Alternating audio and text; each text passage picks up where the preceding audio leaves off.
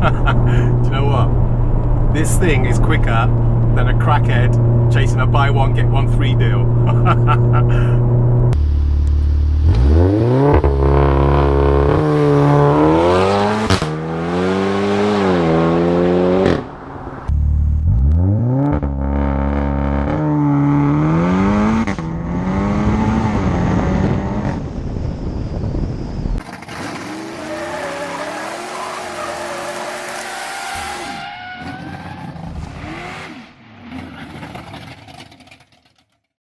What's going on, guys? I'm Turbo712 and welcome to another Spool Me Up. So today you join me from this let's just say rather quick Mark 7 Golfer.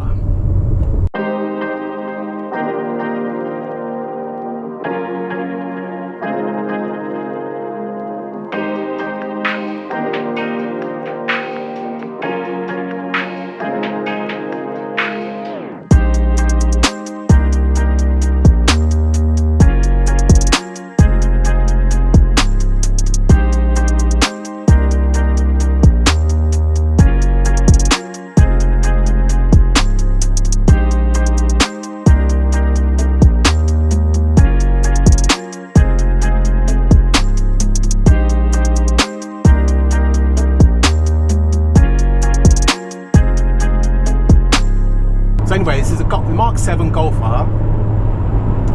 In standard trim, they come out at 305 horsepower. But this one has had just a little bit of work done to it. So he's now pushing 540 horsepower with, I think, 657 Newton meters of torque. And my God, doesn't it ever shift?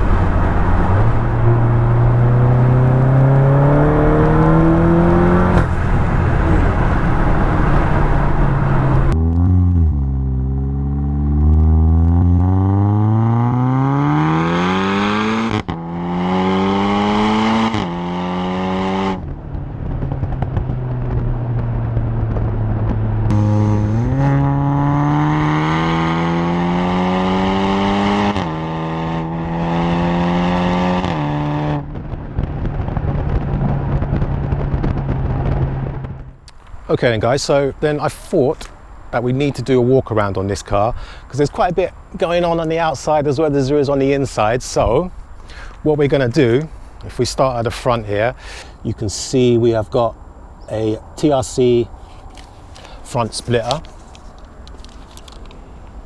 So we've got a TRC splitter at the front, we've got a Maxton design roof lip spoiler on the back, and we've also got a Maxton design rear diffuser.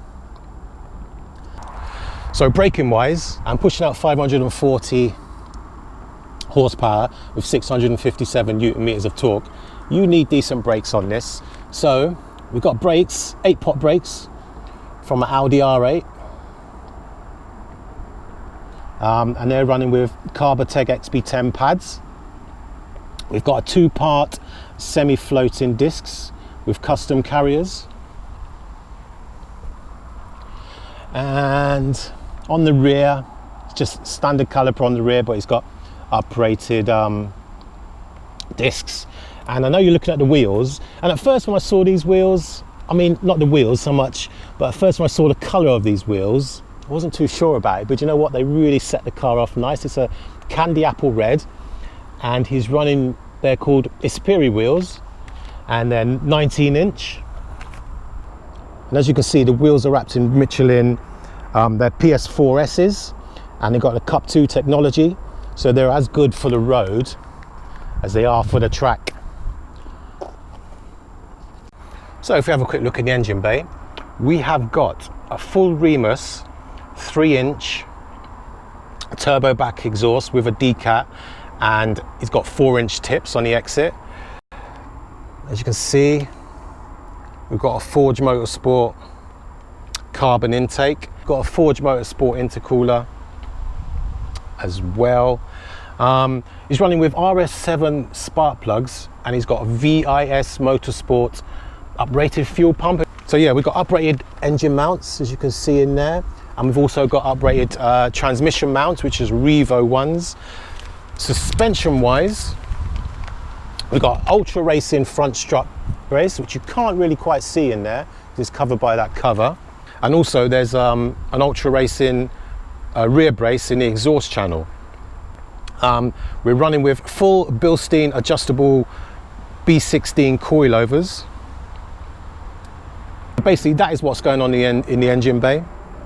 And yeah, let's get back to some driving.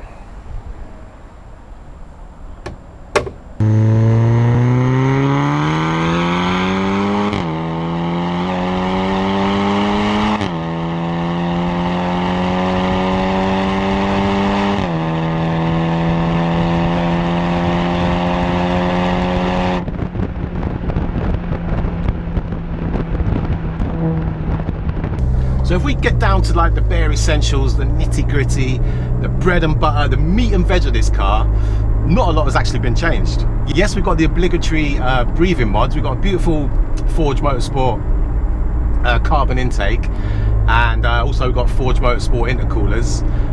There's obviously been a few other upgrades, but apart from that, engine wise, not a lot has really been changed. There's obviously one major modification to make the kind of power, and that includes the MRC Stage 3 remap, and also the DSG's Stage 3 remap as well. That's the only unfortunate thing about the when you do mapping these days with the DSG cars, you got to pay that little bit extra to get the DSG mapped in as well, but worth every penny, honestly.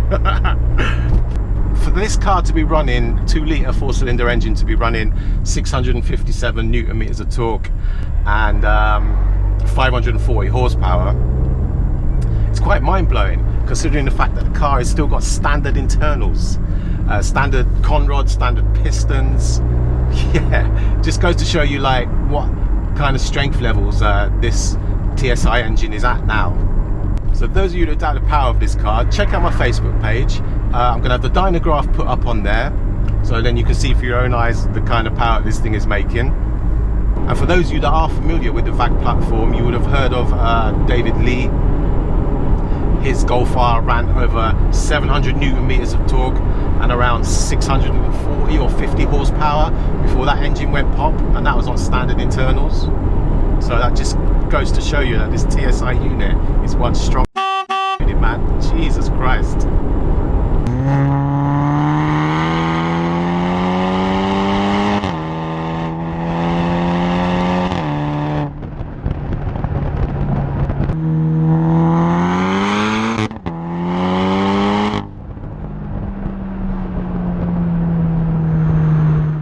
So I'm not really a fan of the interior of the car, got to be honest with you. The seats don't strike me as what they should be in an R model.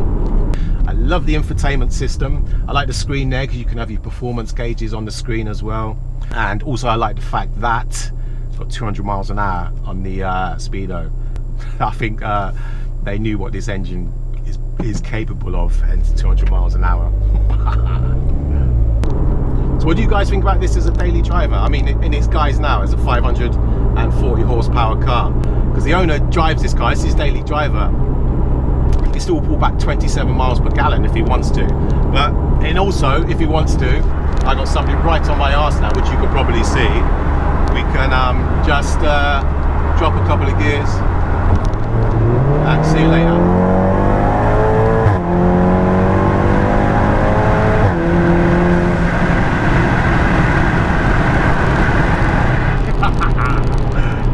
Miles to the gallon, 540 brake horsepower. Why not?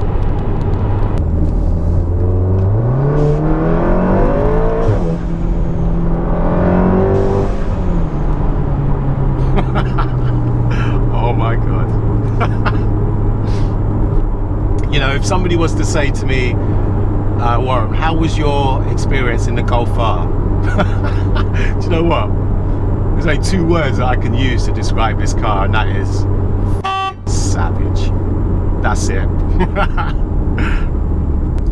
I can't really see a lot of things on the road keeping up with this thing, because this video just isn't going to do the car any justice. I mean, in terms of acceleration and the speed that it's got, but this thing is on, people, this has got motorbike speed, honestly. The way it picks up, it's just gone. It's brutal, it is savage.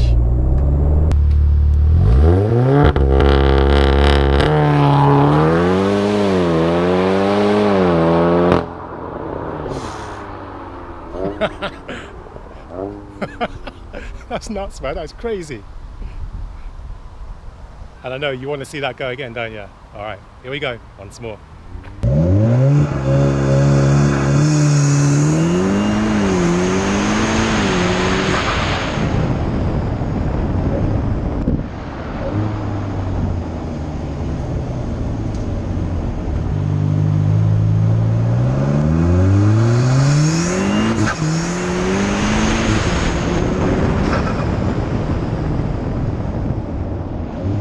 Anyway guys, on that note, I'm Turbo712. It's been a savage pleasure. Until next time, travel safe and peace out.